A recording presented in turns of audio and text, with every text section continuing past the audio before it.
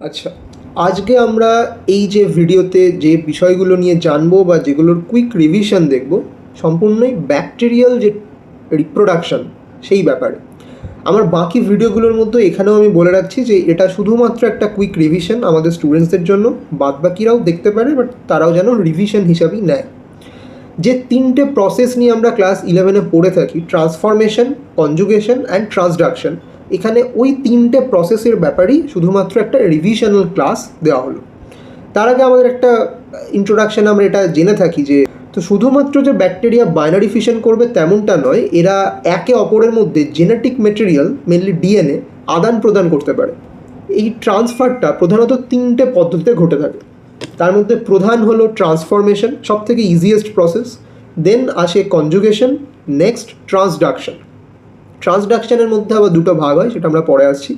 এই যে ট্রান্সফরমেশন, এখানে মূলত ফ্রি ডিএনএ বা ন্যাকেড ডিএনএ যেটা থাকে সেটা একটা ব্যাকটেরিয়াল সেল গ্রহণ করে এবং তার নিজের ডিএনএর মধ্যে ইন্টিগ্রেট করে। কনজুগেশন যে প্রসেস, এখানে দুজন ব্যাকটেরিয়ায় জীবিত থাকে বা দুটো সেলস থাকে, তাদের মধ্যে ডিরেক্টলি সেক্স পিলাসের মাধ্যমে সংযোগ তৈরি হয়, আর ওই একটা ডিএনএ বা একটা ব্যাকটেরিয়াল সেল থেকে আরেকটা সেলে ডিএনএ ট্রান্সফার হয়। এটা হচ্ছে কনজুগেশন। আর লাস্ট প্রসেস ট্রান্সডাকশন। এখানে কি হয়, এখানে একটা ভাইরাসের হেল্প নেওয়া হয় যাকে বলে ফাজ ভাইরাস বা ব্যাকটেরিওফাজ। এর মাধ্যমে ট্রান্সফার সেই ডিএনএ বা জেনেটিক মেটেরিয়ালেরই ট্রান্সফার হয়ে থাকে।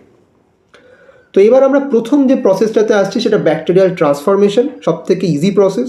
ছবিতে দেখতে পাচ্ছি আমরা এখানে দুটো সেলস আছে, একটা ডেড ব্যাকটেরিয়াল সেল, একটা লাইভ ব্যাকটেরিয়াল সেল। এই যে ডেড ব্যাকটেরিয়াল সেল, এর যে সেল ওয়াল সেটা রাপচার হয়ে গিয়েছে, ভেঙে গিয়েছে সেল ওয়াল, এবং তার ভেতর থেকে ডিএনএ ফ্র্যাগমেন্টস বেরিয়ে আসছে। এবার এই যে ফ্রি ডিএনএ ফ্র্যাগমেন্টস বা এই জেনেটিক মেটেরিয়ালসগুলো যেটা ভেঙে বেরিয়ে এলো, সেটা এই যে লাইভ ব্যাকটেরিয়াল সেল এই গ্রহণ করবে। তারপরে এই ফ্র্যাগমেন্টসগুলো ইন্টিগ্রেশন হবে, মানে নেক্সট ছবিতে আমরা দেখছি ফ্র্যাগমেন্টস ইন্টিগ্রেশন। এই যে গ্রহণ করার ডিএনএটা ওই ব্যাকটেরিয়াল ক্রোমোজোমের সঙ্গে হোমোলোগাস রিকম্বিনেশন দ্বারা যুক্ত হয়ে যাচ্ছে, এটাকেই বলে ফ্র্যাগমেন্টস ইন্টিগ্রেশন।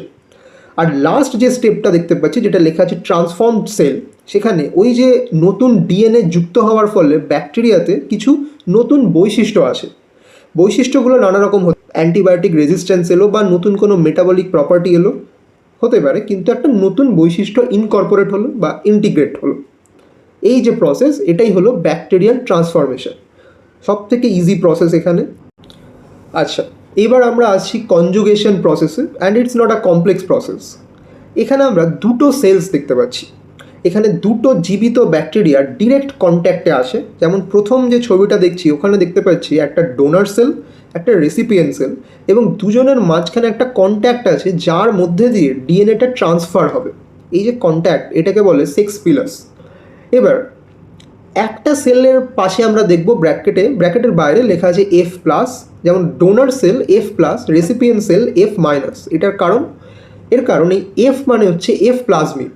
যেহেতু ডোনার সেলের মধ্যে এফ প্লাজমিড আছে তাই ওটাকে বলে এফ প্লাস বা পজিটিভ, আর রেসিপিয়েন্ট সেলের মধ্যে কোনো এফ প্লাজমিড থাকে না তাই ওটা এফ মাইনাস। এবার প্লাজমিড কি, এর স্ট্রাকচার কি, এর ফাংশন কি, একটা সার্কুলার ডিএনএ যেটা নর্মাল জেনেটিক মেটেরিয়ালের ছাড়াও ব্যাকটেরিয়ার মধ্যে প্রেজেন্ট থাকে, এই বিষয়ে আমরা ক্লাসে আলোচনা করেছি। কখনো সম্ভব হলে প্লাজমিডের স্ট্রাকচারেরও আলাদা একটা ভিডিও দেবো, তাই এখানে আর আমি বলছি না। তো প্রথম ছবিটাতে দেখতে পাচ্ছি যে F plus donor, F minus recipient cell আছে, ব্যাস, আর দুজনের মাঝখান দিয়ে সেক্স পিলাস তৈরি হয়েছে। নেক্সট যে ছবি স্টেপ 2-তে দেখা যাচ্ছে, এই যে সেক্স পিলাস এটা ডোনার সেল থেকে তৈরি হয়ে রেসিপিয়েন্ট সেলের দিকে যায়, এবং শুরুর দিকে এটা অনেকটা লম্বা থাকে এবং পরবর্তীকালে এটা দুটো সেলসকে কাছাকাছি নিয়ে আসে। নেক্সট আছে এই যে এফ প্লাজমিড, অ্যাকচুয়ালি স্টেপ 3 না, এটা স্টেপ 2-তেও দেখা যাচ্ছে যে যেটা আমার প্লাজমিড, সেই প্লাজমিডের এফ প্লাজমিডে একটা রিজিয়ন থাকে যেটাকে বলে অরিজিন অফ ট্রান্সফার বা ওআরআই ক্যাপিটাল টি, পাশে লেখা আছে ওআরআই টি রিজিয়ন। এই জায়গাতে ডিএনএটা নিক হয় বা কাটা হয়। এবার হেলিকেজ একটা এনজাইম আছে, সেই হেলিকেজ এনজাইম ডিএনএ স্ট্র্যান্ডকে আলাদা করতে শুরু করে। আলাদা করা মানে ডিএনএ একটা দ্বিতন্ত্রী ডাবল হেলিক্স স্ট্রাকচার, তো স্ট্র্যান্ডস দুটোকে আলাদা হতে হয়, সেখানে হেল্প করে হেলিকেজ। তারপরে আমরা দেখি এই যে প্লাজমিডের একটি সিঙ্গেল ডিএনএ স্ট্র্যান্ড ডোনার থেকে রেসিপিয়েন্টের দিকে গিয়েছে বা ডোনার থেকে রেসিপিয়েন্ট সেলের মধ্যে আস্তে আস্তে প্রবেশ করছে। নেক্সট দেখবো যে এখানে কমপ্লিমেন্টারি স্ট্র্যান্ড তৈরি হচ্ছে। কমপ্লিমেন্টারি স্ট্র্যান্ড কি সেটা আমি বায়োমলিকিউলসে ডিএনএ পড়ানোর সময় বলেছিলাম। কমপ্লিমেন্টারি স্ট্র্যান্ড তৈরি হবে, এবার দুজনেরই কমপ্লিমেন্টারি স্ট্র্যান্ড লাগবে। তো এখানে ডোনার ও রেসিপিয়েন্ট দুজনেরই যে মিসিং কমপ্লিমেন্টারি স্ট্র্যান্ড সেটা তৈরি হচ্ছে। আর লাস্ট দেখব ট্রান্সফারটা যখন সম্পূর্ণ হয়ে গিয়েছে, মানে পুরো একটা স্ট্র্যান্ড আমার ডোনার টু রেসিপিয়েন্টে চলে গিয়েছে এবং ওখানে কমপ্লিমেন্টারি স্ট্র্যান্ড তৈরি হয়ে গিয়েছে দুটোতেই, তাহলে দুটো সেলস ডোনার অ্যান্ড রেসিপিয়েন্ট দুজনেরই কিন্তু এখন প্লাজমিড বা এফ প্লাজমিড আছে। তাই আমরা এবার দুটো সেলকেই এফ প্লাস বলবো, যেহেতু ডোনারেও আর রেসিপিয়েন্টেও প্লাজমিড পাবো। আর এখন আমার ওই সেক্স পিলাসটার আর কোনো কাজ নেই, ট্রান্সফার কমপ্লিট হয়ে গেছে, তাহলে দুটো সেলসও কমপ্লিটলি আলাদা হয়ে যাবে। এই পুরো কনসেপ্টটাই হলো একটা জেনারেল কনসেপ্ট অফ কনজুগেশন। পাশে লেখা আছে, লেখাগুলো আমি বলছি না, তাহলে খুব একটা ক্লিয়ার কনসেপ্টের জন্য আমরা এটাকে মনে রাখতে পারি যে দুটো সেলস থাকবে, একটা ডোনার সেল যার মধ্যে এফ প্লাজমিড থাকবে, ওটা এফ প্লাস সেল, একটা রেসিপিয়েন্ট সেল যার মধ্যে এফ প্লাজমিড থাকবে না, তাই ওটা F minus cell. Donor cell থেকে একটা সেক্স পিলাস তৈরি হবে রেসিপিয়েন্ট সেলের দিকে, প্রথমে লম্বা থাকবে, পরে এই সেক্স পিলাস দুটো সেলসকে কাছাকাছি নিয়ে আসবে।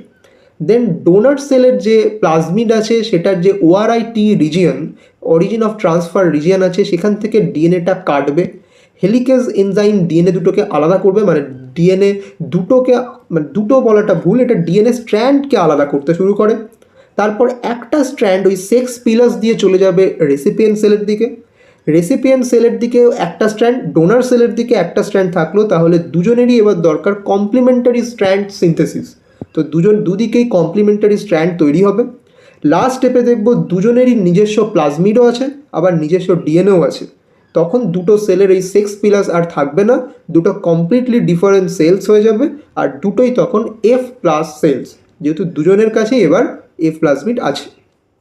এই গেল আমাদের কনজুগেশন।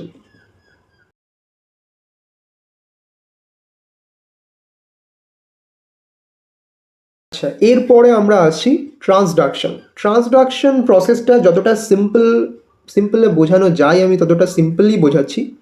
কম্পারেটিভলি বাকি দুটোর থেকে এটা কারোর একটু কমপ্লেক্স লাগতে পারে, তবে এটাও এমনও কিছু কমপ্লেক্স না, সহজই। এখানে ব্যাকটেরিওফাজ থাকে। এবার এটা আমরা এর আগে দুটোতে পাইনি। এখানে একটা ফাজ ভাইরাস থাকে, তার সাহায্যে ব্যাকটেরিয়ালের জিন ট্রান্সফার হচ্ছে বা ডিএনএর আদান প্রদান হচ্ছে। এবার এই ফাজ ভাইরাস বা ব্যাকটেরিওফাজের একটা স্ট্রাকচার আছে, যেটা আর এখানে আমি এক্সপ্লেন করছি না, ভাইরাস যখন পড়িয়েছিলাম তখন ওখানে পড়ানো হয়েছিল। এই ব্যাকটেরিওফাজের মাধ্যমে একটা ব্যাকটেরিয়া থেকে অন্য ব্যাকটেরিয়া যে ডিএনএ বহন করছে, এটাকেই বলে ট্রান্সডাকশন। এবার এই ট্রান্সডাকশনের দুটো প্রসেস হয় বা দু রকমভাবে এটা ঘটতে পারে। একটাকে বলে জেনারেলাইজড ট্রান্সডাকশন, একটাকে বলে স্পেশালাইজড ট্রান্সডাকশন। আমরা প্রথমে আসবো জেনারেলাইজড ট্রান্সডাকশনে। জেনারেলাইজড ট্রান্সডাকশনে কী হয়, এখানে একটা ব্যাকটেরিয়াল সেল দেখতে পাচ্ছি, আমরা ছবিটা দেখব, যেটা লেফট হ্যান্ড সাইডে দেখা যাচ্ছে। একটা ব্যাকটেরিয়াল সেল আছে এবং তার বাইরে একটা ব্যাকটেরিওফাজ বা ফাজ ভাইরাস এসে ওই সেলটাকে ইনফেক্ট করেছে। ইনফেক্ট ইন দ্য সেন্স ওর জেনেটিক মেটেরিয়ালটাকে, মানে ভাইরাস থেকে ওর ডিএনএটা বা জেনেটিক মেটেরিয়ালটা ব্যাকটেরিয়াল সেলের মধ্যে চলে এসছে। এবার স্টেপ 2তে দেখব, সেকেন্ড ছবিতে দেখব, এই যে ফাজ ডিএনএ হোস্ট সেলের ভেতরে প্রবেশ করে, এই হোস্ট ব্যাকটেরিয়াল ডিএনএ ফ্র্যাগমেন্টে ভেঙে যাচ্ছে এরপর।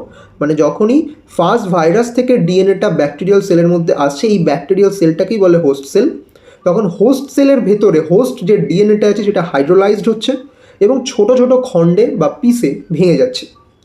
নেক্সট আমরা পরের ছবিটাতে দেখতে পাবো যে আবার ওই খণ্ডগুলো বা ওই ফ্র্যাগমেন্টগুলো বা ওই ডিএনএগুলো একটা একটা করে ফাজ ভাইরাস বা ব্যাকটেরিওফাজ তৈরি করছে, বাইরে দিয়ে একটা ক্যাপসোমিয়ার চলে এসছে, ব্যাকটেরিওফাজ তৈরি হচ্ছে। তো এই নতুন ফাজ তৈরি হওয়ার সময় ভুলবশত ব্যাকটেরিয়াল ডিএনএর একটি ফ্র্যাগমেন্ট ফাজ ক্যাপসিডের মধ্যে ঢুকে যেতে পারে। এবার এই যে ঘটনাটা, এই যে ফাজটাকে আমরা দেখতে পাচ্ছি ছবিতে, যে ব্লু কালার যেটা আছে আর এই যে ব্ল্যাক কালার যেটা আছে, ওটাই দুই ধরনের ডিএনএকে বোঝানো হয়েছে। তো যে ফাজ ভাইরাসটার মধ্যে এই ব্যাকটেরিয়ার ডিএনএ ঢুকলো তাকে বলে ট্রান্সডিউসিং ফাজ। স্টেপ 4-এ দেখতে পাবো এই যে ট্রান্সডিউসিং ফাজ এবার এসে অন্য আরেকটা ব্যাকটেরিয়াল সেলকে ইনফেক্ট করছে। স্টেপ 5 লাস্ট স্টেপে দেখব যে ব্যাকটেরিয়াল ডিএনএ রেসিপিয়েন্ট ক্রোমোজোমের সাথে রিকম্বিনেশন করছে। এখানে দেখা যাচ্ছে একটা ক্রসিং ওভার হচ্ছে, ব্যাকটেরিয়াল ডিএনএ রেসিপিয়েন্ট ক্রোমোজোমের সাথে ওই ক্রসিং ওভারটা করছে।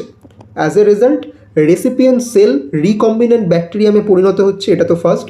আর এই যে জিনটা ট্রান্সফার হচ্ছে, এই জিন কিন্তু যে কোনো জিন হতে পারে, যেটা আমরা স্পেশালাইজডে দেখবো যে কোনো জিন হয় না, জেনারেলাইজড এটা যে কোনো জিন হতেই পারে।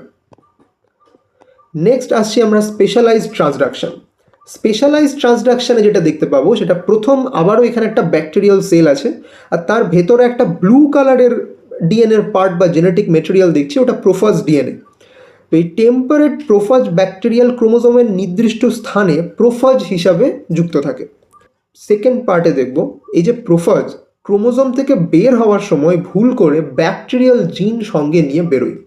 সেকেন্ড ছবিতে আমরা দেখতে পাচ্ছি একটা লুপ তৈরি হয়েছে, ঠিক আছে। তো এইভাবে প্রোফাজটা বেরিয়ে আসবে, কিন্তু এই লুপটা ফর্মেশনের সময় ঠিক পাশে থাকা ব্যাকটেরিয়ালের ডিএনএ ব্ল্যাক কালারের পার্টটা সেটা কিছুটা যুক্ত হয়ে যায়।